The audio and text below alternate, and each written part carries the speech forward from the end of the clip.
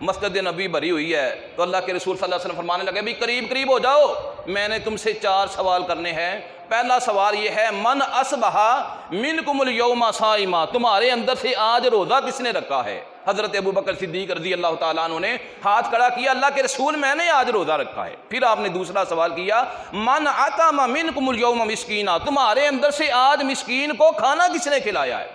پھر حضرت ابوبکر نے ہاتھ کھڑا کر دیا۔ پھر تیسرا سوال کیا کہ من عاد منکم اليوم مریضا، تمہارے اندر سے آج مریض کی مزاج برسی تیمارداری کس نے کی ہے؟ پھر حضرت ابوبکر صدیق رضی اللہ تعالیٰ عنہ نے ہاتھ کھڑا کر دیا۔ پھر آپ نے چوتھا سوال کیا من اتبع منکم اليوم جنازہ، تمہارے اندر سے آج مسلمان کا جنازہ کس نے پڑھا ہے؟ پھر حضرت ابوبکر صدیق رضی اللہ تعالیٰ عنہ نے اپنا ہاتھ کھڑا کیا تو رسول اللہ صلی اللہ علیہ وسلم نے آگے سے جواب دیا، فرمایا میرے صحابہ گواہ ہو جاؤ، جس بندے کے اندر یہ 4 خوبیاں، یہ 4 صفات پائی جائیں، قیامت کا دن ہوگا اللہ جنت کے 8 دروازے کھول دے گا، جس دروازے سے چاہے جنت کے اندر سے داخل ہو سکتا ہے۔ تو حضرت ابوبکر نے سوال کیا اللہ کے رسول کیا میں ان کے اندر سے ہوں گا؟